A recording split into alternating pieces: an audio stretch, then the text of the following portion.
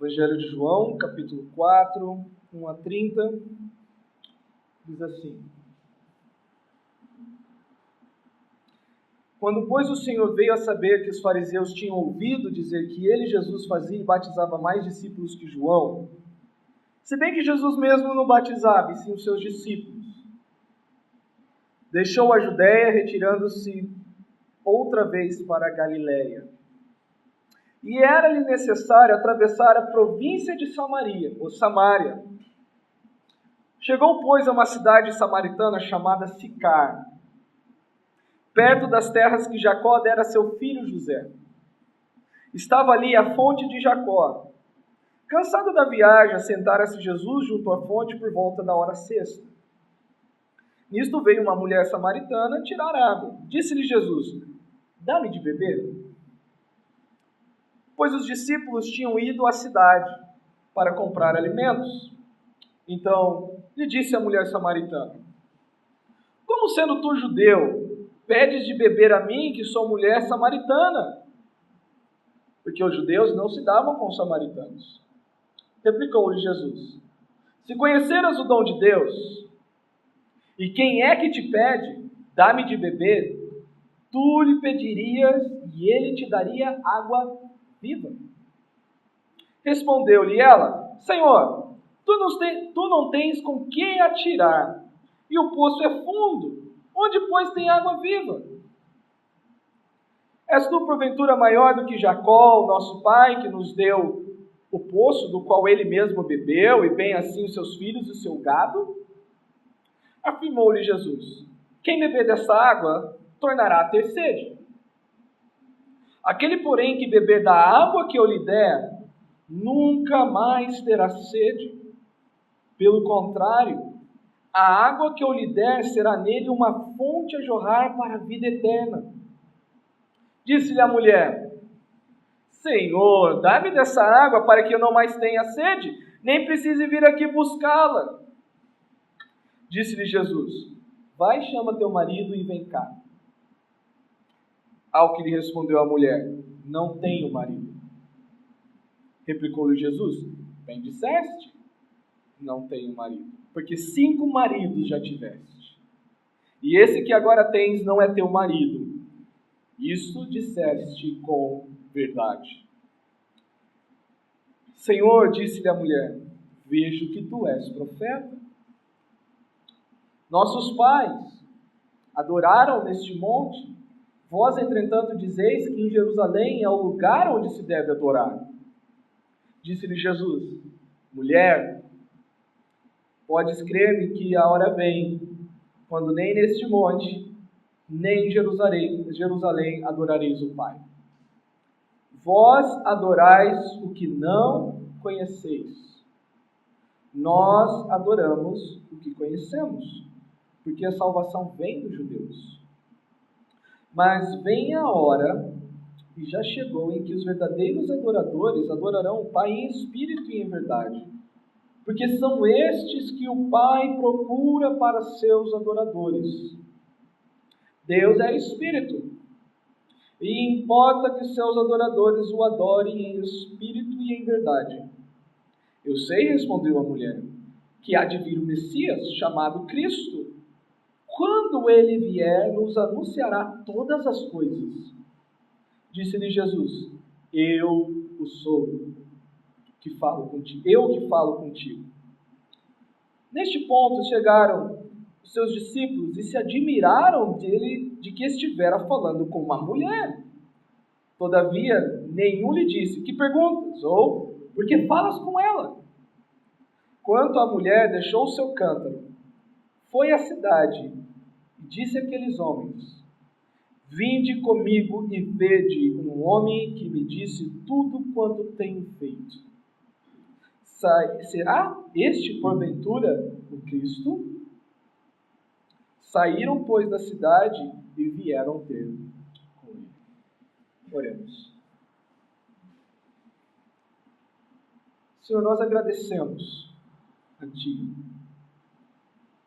Se estamos aqui nessa noite por causa do Teu Filho, é porque alguém chegou até nós e disse: vinde e vede comigo alguém que me disse tudo quanto fiz. É porque o Senhor enviou alguém para testemunhar de ti para nós. Nós agradecemos pela tua graça, Senhor. Pelo Senhor ter aberto os nossos olhos para ti. E nessa noite nós queremos entender o texto, não somente para o conhecimento pelo conhecimento, mas para adorar-te em verdade, pautado com a verdade, com a revelação do Senhor, direcionados pelo teu Espírito. Mais uma vez, Senhor, agradecemos o privilégio que temos de ter o Evangelho na nossa mão, de lê-lo, de estudá-lo, Senhor, de te conhecer. Ajuda-me como mensageiro a ser útil para as almas que aqui estão. Pela tua graça e para a tua glória, em nome de Jesus. Amém. Chegamos no quarto capítulo. Jesus, nós temos uma transição, um foco diferenciado, não mais os judeus, agora os não-judeus. Lembra qual é o propósito do evangelista João? Estes, porém, foram registrados para que creais ser Jesus o Cristo, e para que crendo tenhais vida eterna. Para que crendo nele tenhais a vida eterna. E esse relato está sujeito a esse propósito. Lembre-se, tudo que você lê no Evangelho de João, João tem esse propósito. Como cada história, como cada comentário dele serve a esse propósito. Você que está lendo, vê que Jesus é o Cristo, o Messias, o ungido, o enviado de Deus. E não somente para que você veja, mas para que você creia e tenha vida eterna. Qual é a ideia desses 30 versículos, esses 30 primeiros versículos? Eu tive que quebrar, porque na maioria das exposições o pessoal vai até direto até o verso 39, até o verso 42, melhor dizendo, né? Mas é muita coisa, eu não queria atropelar, nós vamos por partes. Então a ideia central aqui é o seguinte: Jesus é aquilo que ele mesmo oferece. Jesus não oferece vida? Ele é a vida. Jesus é aquilo que ele mesmo oferece, a saber, vida eterna. Ter água viva é ter Jesus. Relacionar-se com Jesus é ter uma fonte de vida a jorrar no seu interior. Essa é a ideia central desse trecho. Então nós vamos explicar primeiramente o seguinte, né? Vamos às explicações, depois nós vamos à contextualização. Novamente, nós temos aqui João preocupado com uma audiência que não está acostumado ou é conhecedor dos detalhes do povo judeu, ou até da geografia, a geografia concernente ao povo de Israel. A primeira coisa que ele faz é um comentário da preocupação de Jesus em não polarizar com o ministério de João. Os discípulos de João, lembra na passagem anterior, né, 2 sermões anteriores, os discípulos de João já não estavam olhando com bons olhos o ministério crescente de Jesus. Os discípulos de João chegaram para João e disseram: mestre, ou rabi, né? Aquele a quem tu tens dado o testemunho está do outro lado do Jordão e as pessoas estão indo para lá. E a preocupação deles, naturalmente, é o quê? O que vai ser do nosso ministério? Se todo mundo está indo para lá, por que nós vamos continuar aqui?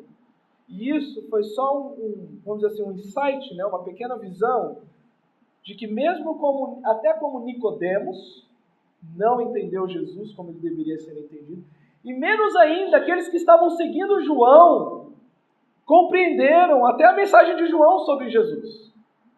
No capítulo 1, João diz: e vendo Jesus passar, diz: eis o Cordeiro de Deus. E 2 dos seus discípulos, João, se não me engano, João e Tiago, passaram a segui-lo. Depois em João 3, né? Nós temos os discípulos que não seguiram Jesus, mesmo João dando testemunho. Mas o ministério de Jesus cresce e tem um outro grupo que começa a notar isso, os fariseus.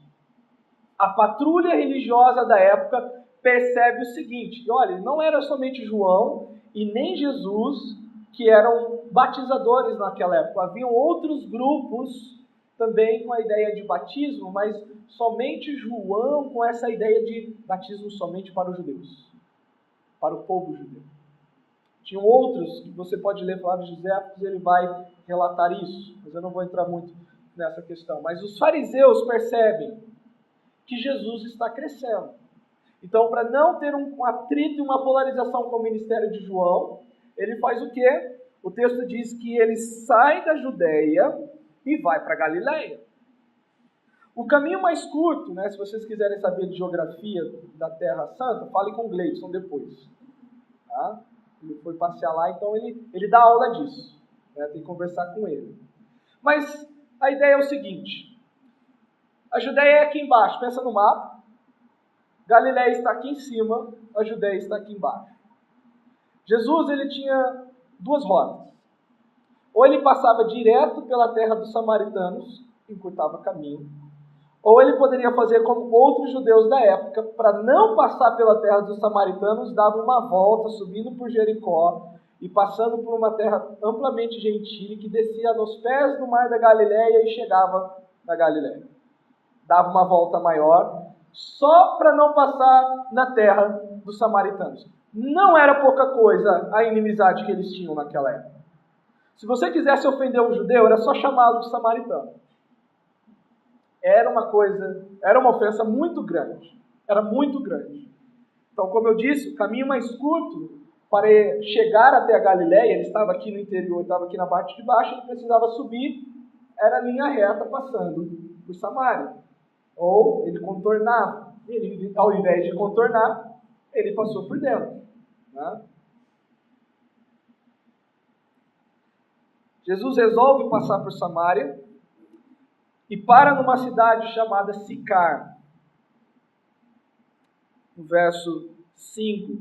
Chegou, pois, uma cidade samaritana chamada Sicar, conhecida antigamente como a Siquém. No Velho Testamento você vai ouvir muito esse nome, a cidade de Siquém.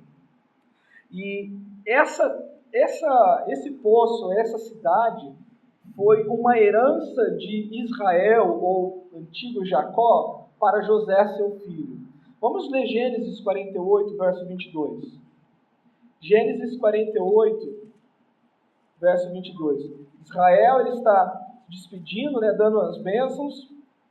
Gênesis 48, 22.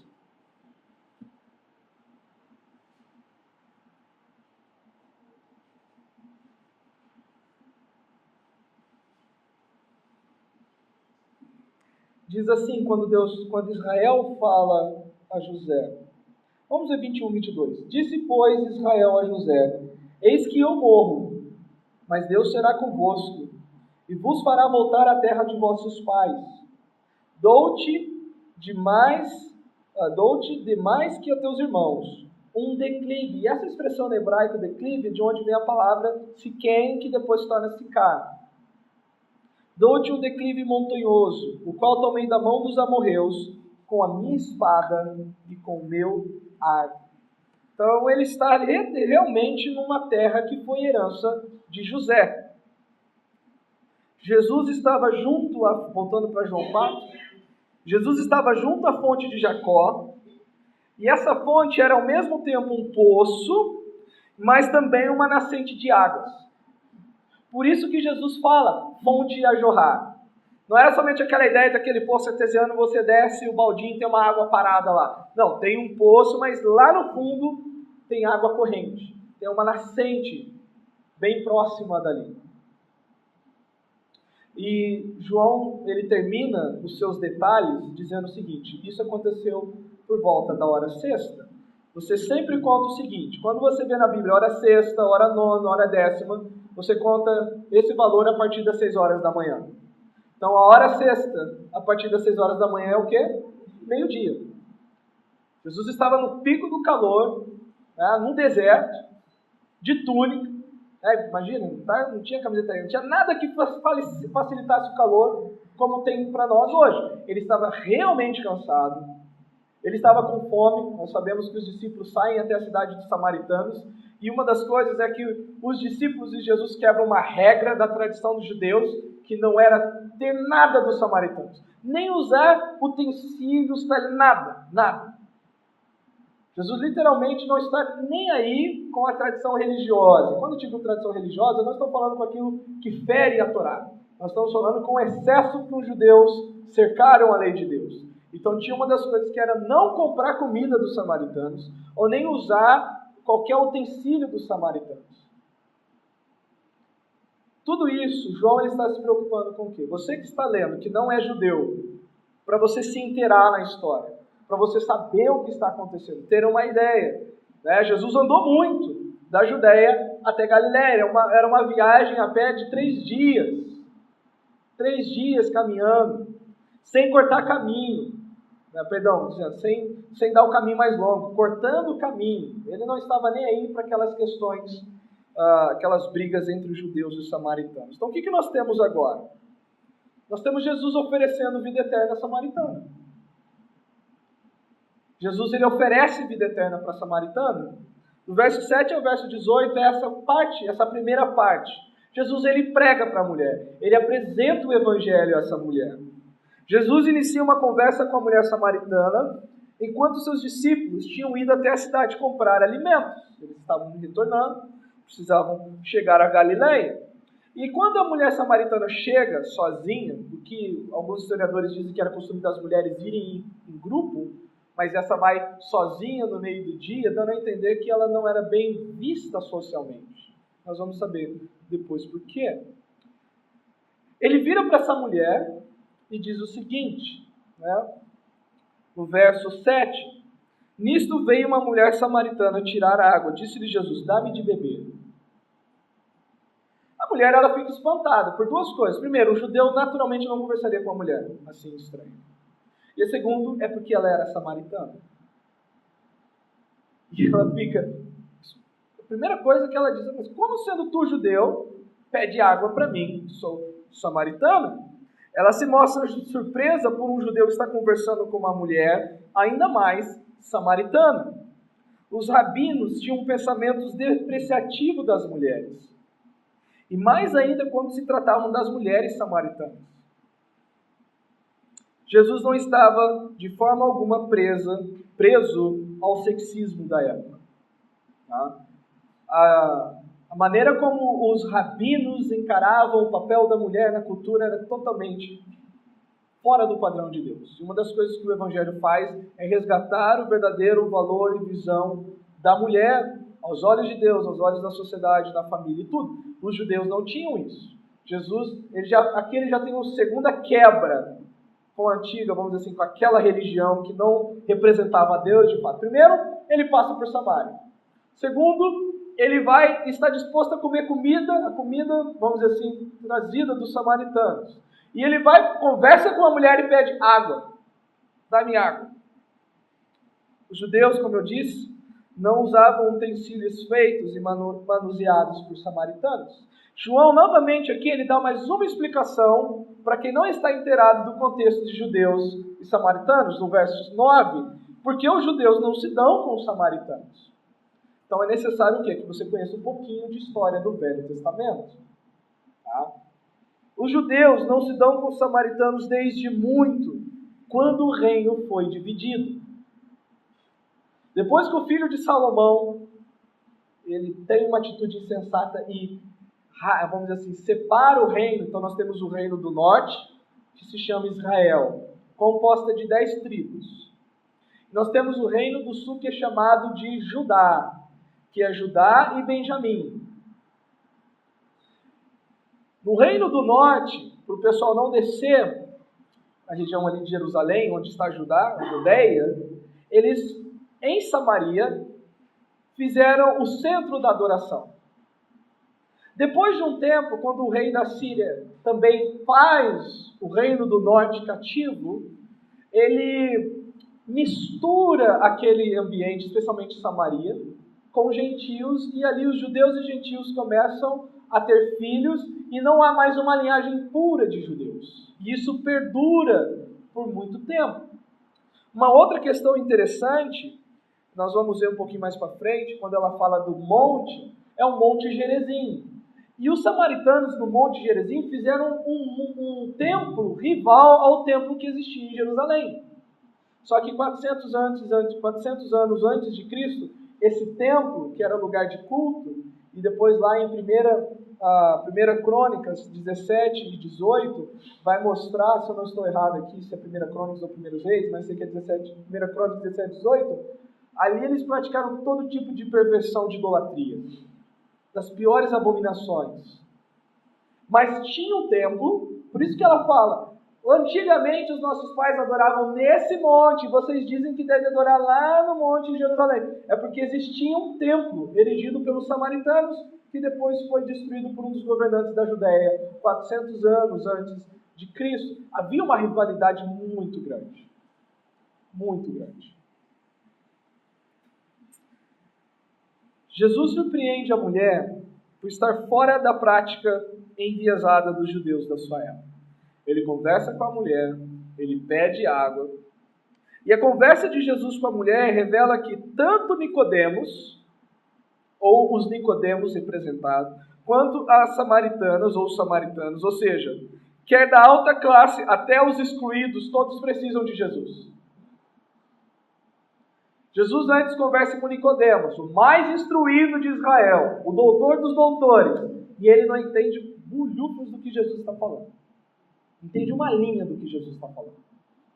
Depois ele vai para uma terra totalmente que está no ostracismo, está relegada, está abandonada, é ignorada pela maioria dos judeus.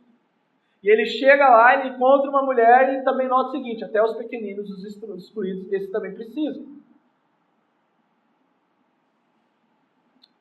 Assim como Nicodemos, e a conversa vai seguir da seguinte forma.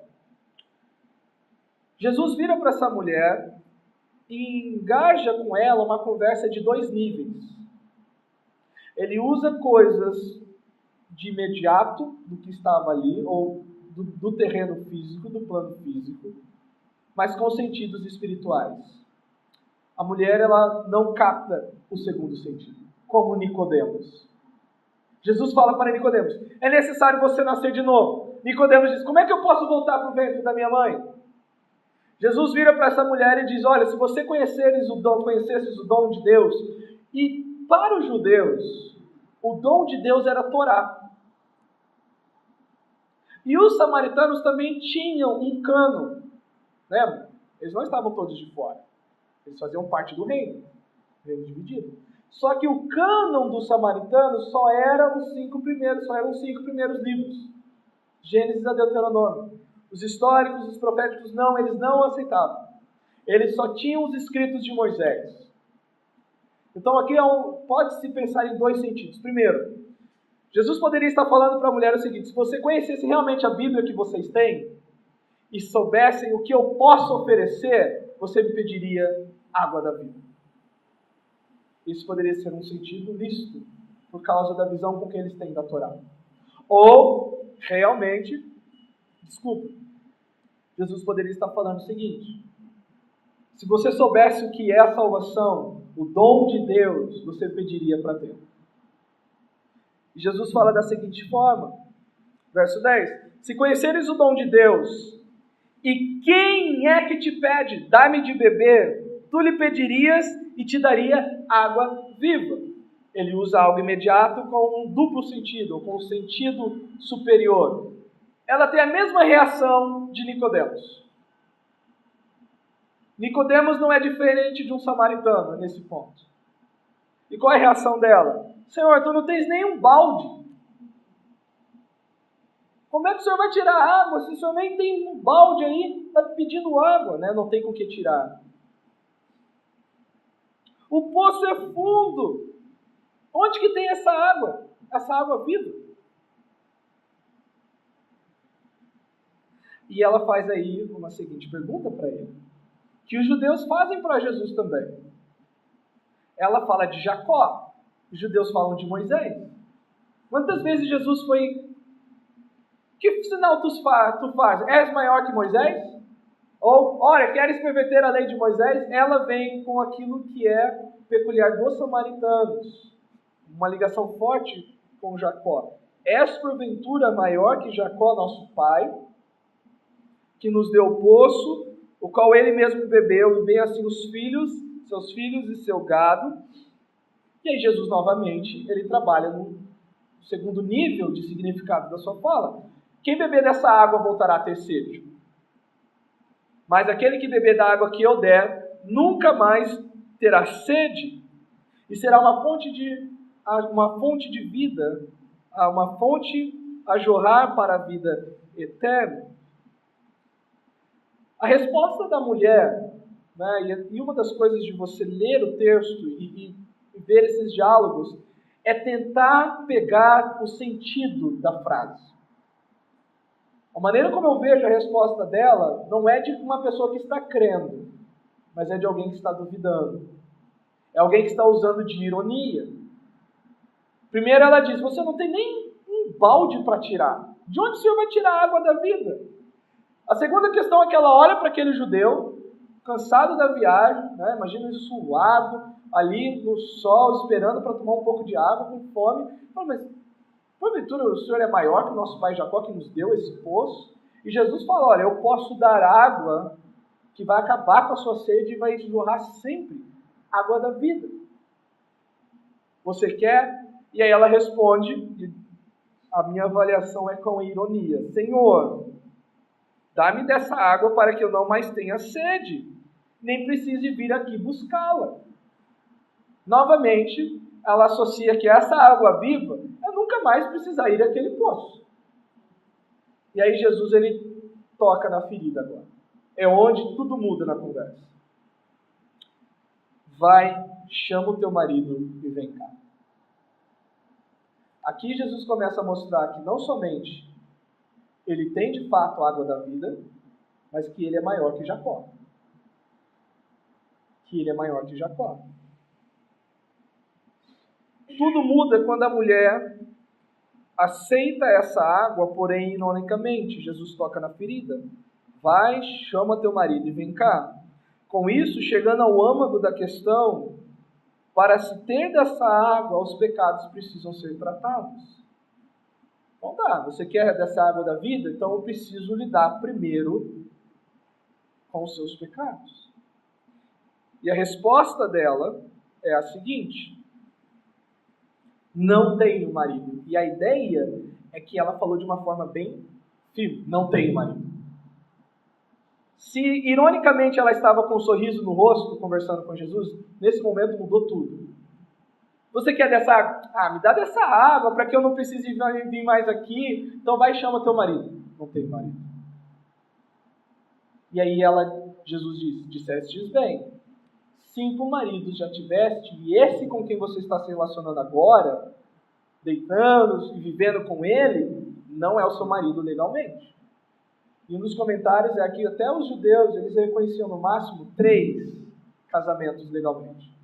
Aqui, a especulação é o quê? Ou seus maridos morreram, ela se tornou viúva de fato, né? 5 maridos.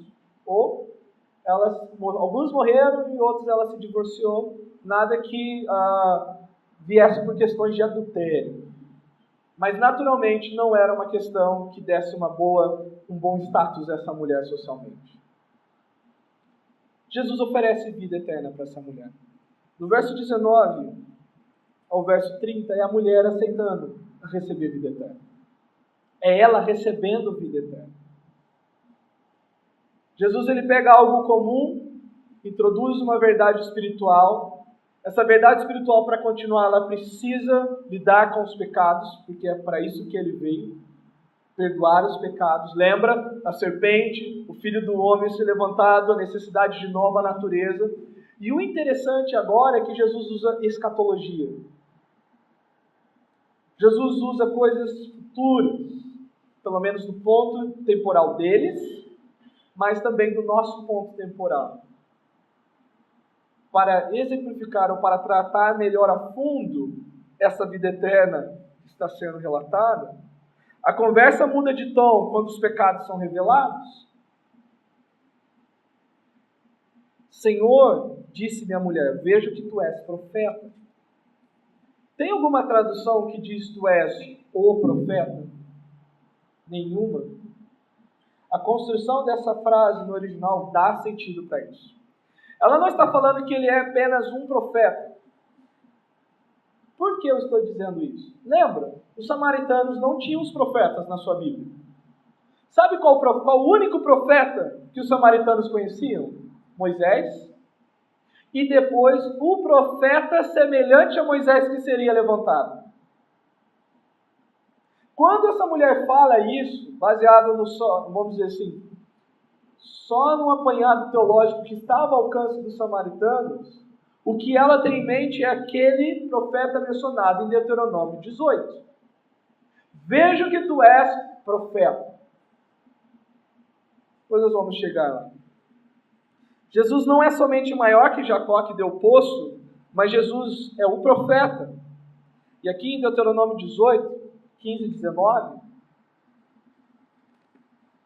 um texto bem conhecido, e ao que estava ao alcance deles, Deuteronômio 18, 15 a 19 diz assim: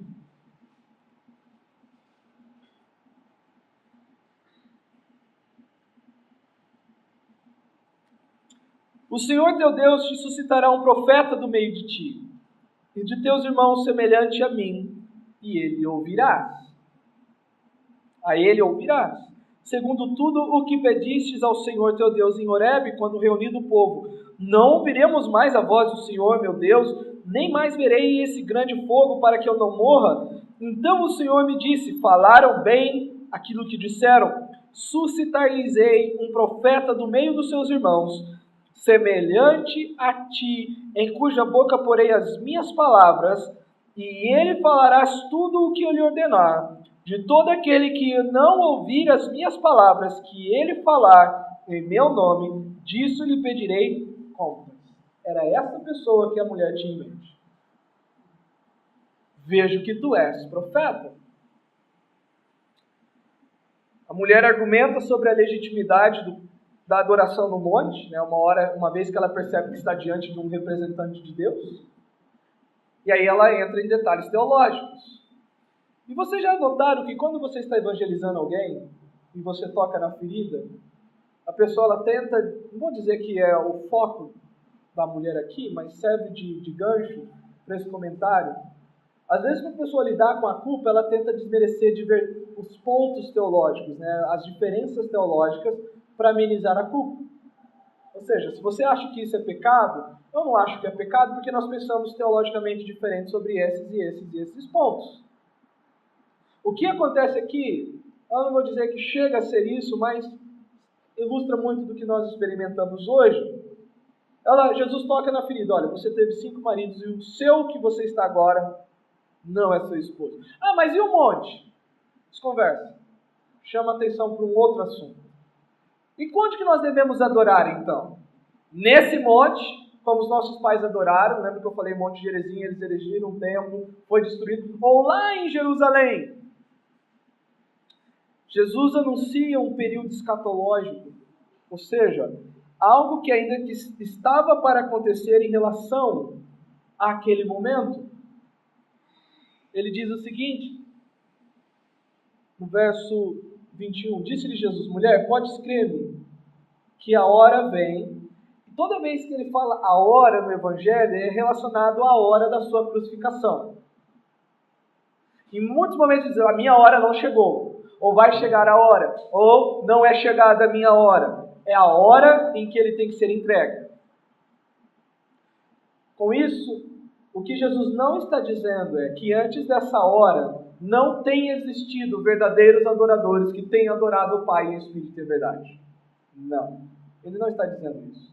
Como muitas seitas dizem hoje. Antes do nosso surgimento não tinha ninguém verdadeiramente adorando a Deus. Depois do nosso surgimento é que os verdadeiros adoradores surgiram. Seitas trabalham assim. Não é isso que Jesus está trabalhando aqui. Jesus está apontando para a obra e para a consumação da sua obra. Vem a hora, crê-me que a hora vem, quando nem neste monte, nem em Jerusalém adorareis ao Pai. E aí ele faz uma explicação, ele dá uma razão. Vós adorais o que não conheceis, aquilo que não é revelado a vocês. Nós adoramos o que conhecemos, nós sabemos quem é o objeto do nosso culto. Porque a adoração vem dos judeus. Isso não está dizendo que o judeu, por ser judeu por si só, é salvo. O que está sendo dito é que o Messias vem dos judeus. Mas vem a hora, e já chegou, em que os verdadeiros adoradores adorarão o Pai em espírito e em verdade, porque são estes o que o Pai procura para os seus adoradores. E não existe, assim, nós temos uma série de versículos na Bíblia que são torcidos ao máximo. Esse é um deles. Os adoradores extravagantes pegam isso daqui e acham que não. O que Jesus está falando é o seguinte: eu, ou por mim, ou através de mim, é o meio que os verdadeiros adoradores adorarão com a verdade ao Pai. Eu sou a verdade, lembra? E disse Jesus: sou o caminho, a verdade e a vida. Vocês não conhecem aquilo que adoram, porque vocês não me conhecem. Essa é a ideia. A partir de conhecerem a mim, vocês poderão adorar em verdade ao Pai. Deus é Espírito, ou seja, Ele não está preso a um lugar, a qualquer lugar. Deus é Espírito, importa que os seus adoradores o adorem em Espírito e em verdade.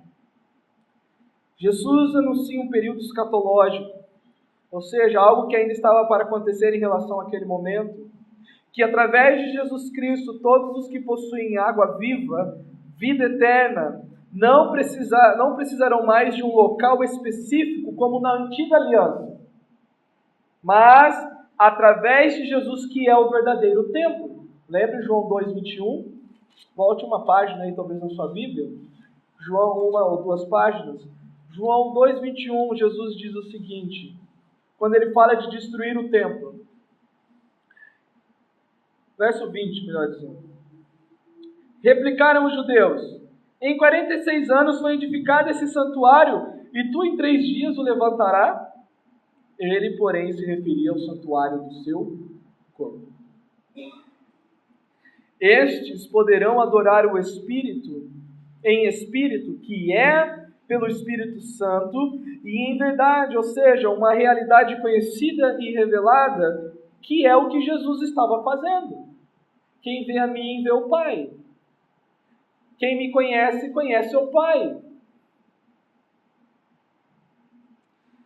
A mulher, ela demonstra o conhecimento da Torá ao mencionar o Messias.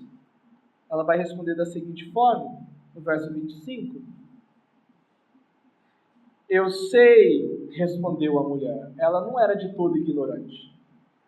Eu sei, respondeu a mulher, que há de vir o Messias, chamado Cristo. Lembra Deuteronômio 18? Eles não tinham nenhum livro depois de Deuteronômio. Eles estavam limitados aos 5 livros. Eu sei, respondeu a mulher, que há de vir o Messias, chamado Cristo. Quando ele vier, nos anunciarás todas as coisas. Disse-lhe Jesus: eu o sou, o que fala contigo. Esse Messias que você diz, sou eu. João faz um comentário, os discípulos chegam e acham estranho Jesus conversar com uma mulher, ainda mais samaritana. A mulher acha estranho, os discípulos acham estranho, mas ninguém dá um pio, ninguém fala nada. Estão quietinho ali assistindo tudo acontecendo. Depois disso, a mulher ela ouve que Jesus é o Messias, e imediatamente ela deixa o cântaro dela, ela nem tira a água, ela volta correndo para a cidade, e uma coisa interessante, olha a mensagem dela, olha o testemunho dela. Vinde comigo e vede um homem que me disse tudo quanto tenho feito. Lógico, aqui ela está usando de uma hipérbole. Jesus disse que ela tinha já teve 5 esposos, 5 maridos, e o que ela tinha naquele momento não estava casada. Mas a ideia é o seguinte, ela confessou os seus pecados, ela se identificou como uma pecadora. Saíram, pois, da cidade e vieram ter com ele. Depois Jesus ele vai falar sobre a necessidade da colheita e novamente o foco vai voltar para o pessoal da cidade que vem através do testemunho dela e crê. Mas isso é mais para frente. Hoje nós vamos ficar aqui. Ok, então o que ele significa para nós? João está escrevendo para que as pessoas continuem crendo que Jesus é o Cristo. Não é para que as pessoas creiam somente, mas que continuem crendo. Estes, porém, foram registrados para que creiais que Jesus é o Cristo, o Filho de Deus, e para que, crendo continuamente, tenhais vida em seu nome. Então, isso fala para os crentes também. Então, o que nós podemos ver? Primeiro, o que Jesus oferece, ele oferece a todos sem distinção. Homem, mulher, pobres, ricos, brancos e negros. Só dando uma ideia de inclusão. O Evangelho lida com a necessidade interior, a saber, nova vida e perdão de pecados. A primeira coisa que nós podemos ver nesse texto é que a obra de Deus é para todos. Não cabe a nós escolhermos quem pode ou quem não pode, quem deve e quem não deve ouvir o Evangelho. E julgar pela aparência e dizer, olha, você não, você sim. Todas as almas estão debaixo da ira de Deus, ou seja, aqueles que ainda permanecem rebeldes contra Ele. E é isso que torna elas únicas. Não é nenhum tipo de distinção que fará com que a obra de Deus seja entregue ou não seja entregue. Nós que estamos no Evangelho não podemos de maneira alguma fazer como os que o da nossa época têm feito, por exemplo, com a teologia da libertação ou esse movimento da teologia integral, de que são camadas da sociedade. Não é isso. O problema do homem é pecado, e o pecado atinge todos. Não há mais necessitado ou menos necessitado. Todos que permanecem rebeldes contra o Filho estão debaixo da ira de Deus. E não há nada que torne essas pessoas mais favoráveis ou menos favoráveis diante de Deus. Todas elas precisam do Evangelho. Uma segunda questão. Os discípulos, nós estamos falando dos discípulos aqui. Nós somos discípulos. Os discípulos, tal como Jesus, devem colocar o Evangelho e o interesse de Deus acima de qualquer convenção ou restrição social. O que isso significa? Assim como Jesus não estava preocupado com como a sociedade o veria ou encararia naquela conversa com uma mulher samaritana, a sua preocupação, conforme ele vai falar na próxima sessão, a minha comida consiste em fazer a vontade de Deus. Assim devemos ser nós. Assim devemos ser. Quem seriam os samaritanos da nossa época? Ou vamos perguntar, como o judeu chegou para Jesus e perguntou, quem é o meu próximo? Nós somos cheios de preconceitos. Eu sou, você é. E se nós não nos rechearmos, nos banharmos e não formos dominados pelo Evangelho, esses preconceitos que estão em nosso coração tentarão tomar as rédeas de como o Evangelho deve ser apresentado, para quem deve ser apresentado, com quem devo me relacionar e com quem não devo me relacionar. Eu falo por mim, irmãos, eu falo por mim. Quantas vezes já me desviei, por exemplo, dos cracudos que estão aqui no nosso bairro? Ao invés de parar e oferecer, olha, você já ouviu o Evangelho? Nós começamos a pensar o seguinte, olha, você merece o que você está passando, por isso não vou te ajudar. Nós não somos diferentes daquelas pessoas com quem nos desviamos na rua. Nós éramos assim espiritualmente para Deus. Deus não desviou de nós, Ele veio ao nosso encontro. Seguir a Jesus como um discípulo que entende o Evangelho significa que estas coisas não devem existir em nosso coração. Essa hipocrisia não deve guiar a nossa vida. Nós não somos melhores do que essas pessoas. A única diferença é que a graça nos alcançou. Mas continuamos pecadores. Você não é melhor e você não é superior. Eu não sou superior. Se eu e você temos o Evangelho, essas coisas não devem acontecer. Terceiro, a oferta do Evangelho não tem valor se não vier acompanhada da espada da lei. Os pecadores serão confrontados dos seus pecados quando colocados diante da lei de Deus.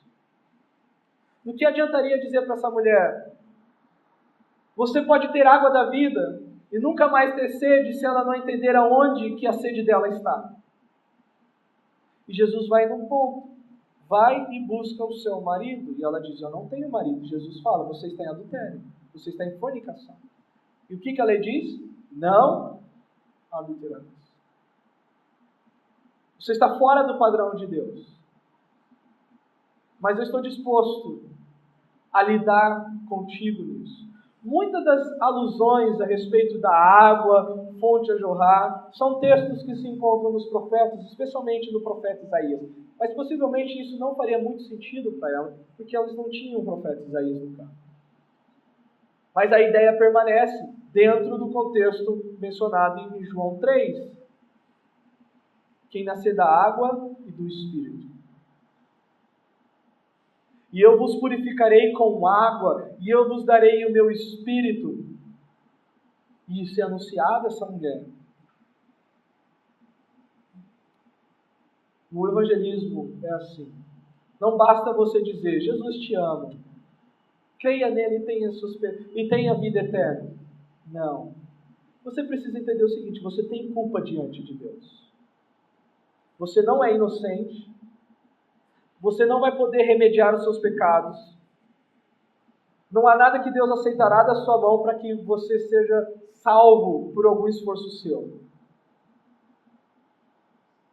Em algum ponto, Deus ele pode vir e pôr o dedo na sua vida e dizer: você está em falta com isso. Até para os que já estão no Evangelho. E isso é uma evidência de quanto ainda nós precisamos do Evangelho hoje. Mas para os que estão sem o Evangelho, você está debaixo do que foi falado semana passada. Todo aquele que mantém-se rebelde contra o Filho não verá vida, e sobre ele permanece a ira de Deus. A única maneira que você tem de sair dessa condição é recebendo Jesus. É entendendo que você de fato tem uma culpa diante de Deus. Você pode se justificar ao máximo na sua mente. Você pode se justificar ao máximo no seu coração. Mas isso não terá o valor que o sangue de Jesus tem para te tornar inocente diante de Deus. Uma quarta questão que o texto nos ajuda a entender é o seguinte: não há local especial para adoração. Quer no local onde a igreja de Cristo se reúne, ou no seu quarto com a porta fechada. O importante é você ter o Espírito Santo e conhecer o objeto da adoração, a saber, Deus. Aqui ou na porta do seu quarto, duas coisas: você precisa ter o Espírito Santo e você precisa conhecer quem você está adorando. E o conhecimento que está sendo tratado aqui não é da informação que entra na cabeça, é do relacionamento com Jesus Cristo. Ninguém pode conhecer a Deus sem primeiramente conhecer a Jesus Cristo. E é isso que Jesus está falando. Vós adorais o que não conheceis. Eu estou chegando agora aqui. Novamente, depois nós vamos saber que os samaritanos vêm e ouvem e creem. E uma das questões interessantes, não teve nenhum sinal. Só pelas palavras de Jesus. Enquanto os judeus viram sinais, e ainda João faz o comentário, Jesus não se confiava a eles. Jesus sabia o que era a natureza humana. Quem conhece Jesus, testemunha de Jesus como a mulher samaritana fez. Vinde comigo e vede um homem que me disse tudo quanto tenho feito. O que eu faço agora então? Qual é a aplicação? Jesus fala de que a vida eterna produz algo na vida daqueles que a recebem nesse texto. Jesus ele deixa claro que aqueles que recebem a vida eterna demonstram com uma certa atitude. Você sabe como é a satisfação em Cristo, ou como satisfação em Cristo é, para avaliar se você tem isso? Uma fonte a jorrar, se você ainda está com sede. Você poderia me explicar, depois do culto seguinte, olha, eu sei o que é ter essa água viva e essa fonte a jorrar. Eu sei o que é estar satisfeito em Cristo Jesus. Sabe o que é verdadeiramente ter água da vida e o que é ter uma fonte de vida jorrando no seu interior pelo Espírito? Você sabe o que é isso? Eu vou responder. É quando você sabe que a sua vida está completa com Jesus. Aí você pode dizer, isso é muito simples, essa frase. Eu posso dizer que a minha vida está completa com Jesus. Então vamos à parte prática disso.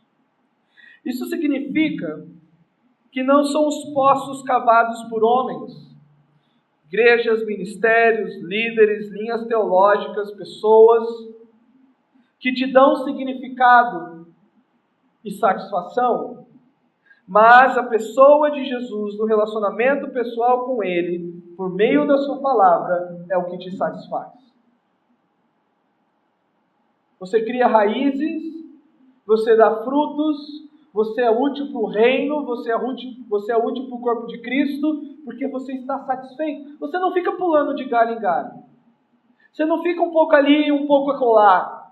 E caça alguma coisa aqui e caça uma coisa lá, porque a sua vida ainda não entrou no eixo, porque você ainda não se encontrou e alguma coisa está faltando na sua vida. Se você encontrou Jesus, você tem uma âncora.